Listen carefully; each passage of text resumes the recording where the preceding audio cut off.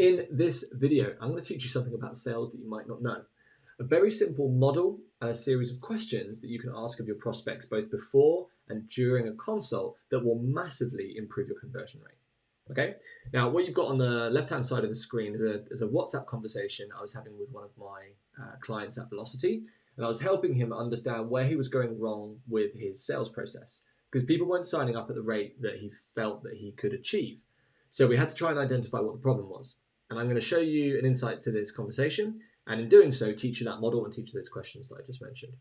So I got the message from this guy who basically said, look, I've had this consult, and I didn't sign her up there and then. I'll tell you the end of the story in a minute because we got the book back in, and there was a good result in the end. But he sent me a couple of voice clips, and I wanted to understand better what was happening. So this was first thing that I needed to do was understand what are you actually doing in your consult. And I guess the first point about this video is the sheer importance to be able to stop and reflect on what you've done historically, and to be able to reflect on it with some new thoughts and ideas to figure out where you went wrong. And if you're not looking back at what you've done and asking yourself what you could have done better, you're missing out on learning opportunities, which is exactly what this is. So I went in with this question. You can see the second thing I wrote to the left here is, what's her number one problem that's causing the most amount of pain right now? Okay, and you'll see where I go with this. So the Dan, who I'm messaging here, said she wants to level up her physique and be the best shape in her life, but has no clue on what to do with nutrition. Now, at the moment, does this really speak to a problem? Right? At the moment, this is a really interesting thing that happens quite common in consults, where people say what they want to level up their physique, they want to get into the best shape of their life. But there's a big problem with this when it comes to sales, because if people are saying they want something that they don't already have or lost perhaps a long time ago, and they've lost all sense of ownership over that thing, it's not so painful for them that they don't have it right now, because it's been so long ago since I actually was in the best, in really good shape. And the thing is, with psychology and influencing people are more motivated to not do something to avoid taking action to prevent losing something they already have over the prospect of gaining something that they don't. So in this case, if someone wants to improve their physique, it's like, if the process I've got to follow to get there is painful enough, long enough, stressful enough, I think, I might not be bothered. Why would I be bothered to go through all this pain and heartache when actually I'm okay right now? I'm not actually in a lot of pain or discomfort. And so my question here, and my question to Dan, and my question to you is, if you think back to your latest consults that perhaps didn't work out, or the prospects that you thought, I thought I could get them as a client, but I haven't been able to get them over the line yet. The question has to be, what is the number one problem that's causing them the most amount of pain? And obviously I don't mean literal pain. I mean, it might be a frustration, a struggle of some kind, something they're really not happy about. So as we go on down to the next level here, so I want to now ask, okay, you want to improve your physique. Okay, why? I want to try and understand what the reason behind this thing is. Because if I can get deep enough into the reason why you want to get someplace, I can simply flip it and then presume that the opposite of where I want to get to is the pain that I'm struggling with today. So if we take this example, because she turned 40, she feels like her life is just taking off and she's getting onto property, and it would be the icing on the cake. So great. Again, let's think this through, because if take the metaphor icing on the cake. If someone already has the cake and I'm just putting the icing on top, it's like a bonus, right? It's like an improvement. So if you see that someone wants something, but it's just going to make them just a little bit better, it's rarely going to be powerful enough to cause them to go, I'm going to sign up to your personal training services for 3-6 months. Now that's a big ask. That's a big commitment. And so we have to match up the size of the commitment with the amount and the magnitude of the pain that they're feeling, and the excitement and the amazing prospect of what I could achieve. So my next question, what's the cost of inaction? And this is what I'm talking about. What would actually happen if you didn't take action today? What's the cost to you? And this is another way to look at exactly the same point I'm trying to make to you right now, is if there's no cost, if there's no pain that will occur as a result of not doing anything, then why bother? Unless it's easy for me to do, unless the resistance to actually taking that leap is ridiculously low, I'm not going to do anything. And this is the point where I said this thing. It's one of my favorite quotes, and it speaks to sales. In this case, it speaks to a lot of things. That change only happens when the pain of staying the same exceeds the pain of making the change. All right, one more time, because this is really important. This is like what I want to get across to you in this video. Change will only happen if the pain of staying the same exceeds the pain of making the change. So the change we're looking for in this case is an individual wants to get in great shape, and the change that's got to happen, they've got to change their exercise regime, their nutrition regime, possibly their lifestyle. They've got to spend more time planning and organizing their world. They might have to invest in some training kit and a gym membership. And there's all sorts of stuff that has to happen in order to make a change, right?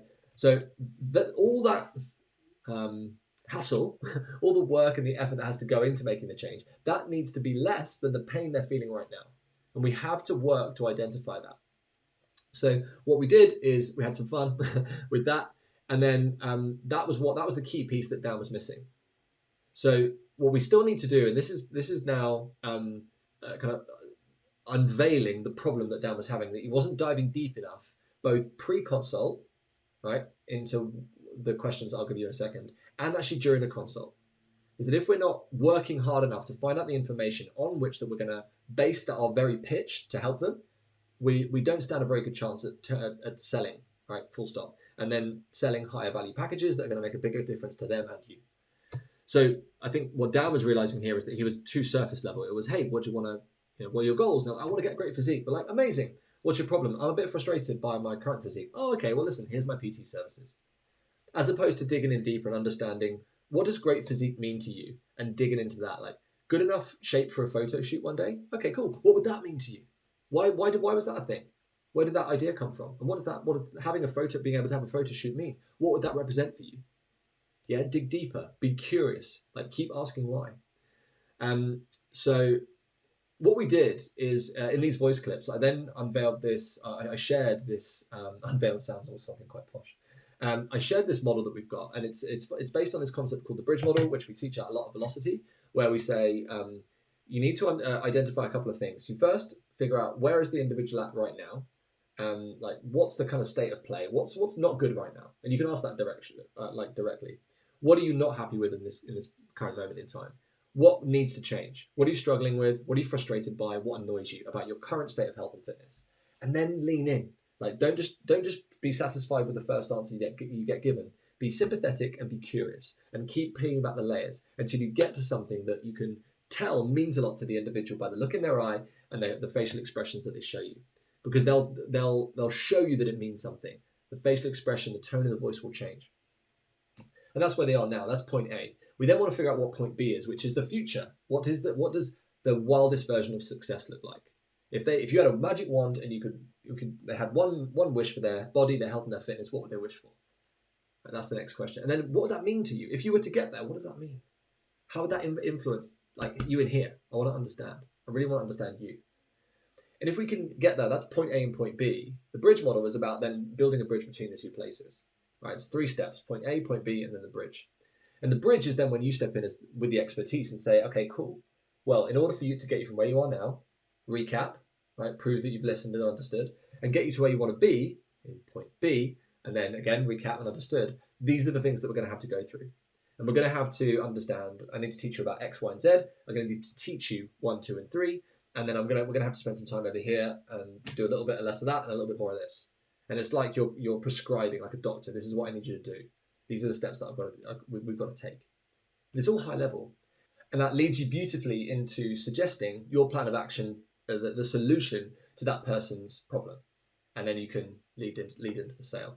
And that's basically what we then taught. Say hello to my daughter.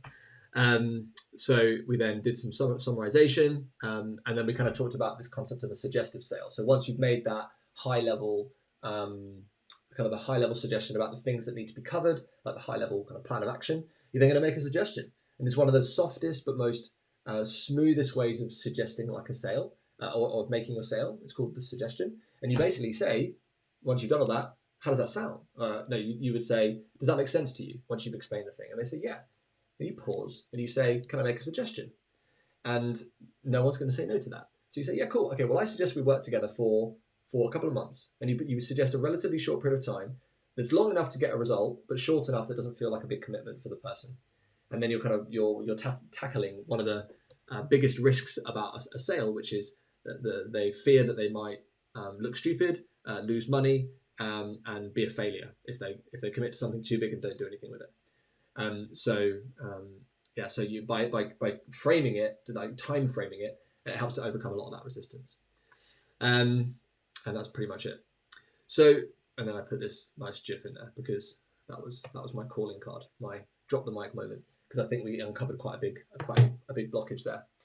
Okay, so quick recap. In this video, we talked about the process that you've got to follow, the questions that you've got to ask, and the model that you've got to complete, both before the consult, right? When someone's declaring interest, you've got to start that process immediately, not wait for the consult.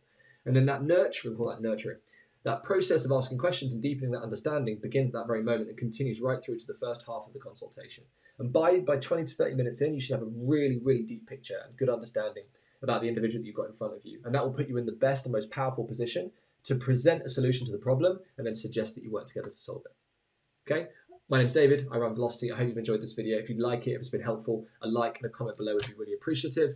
I would appreciate. And I'll see you in the next video. Bye for now.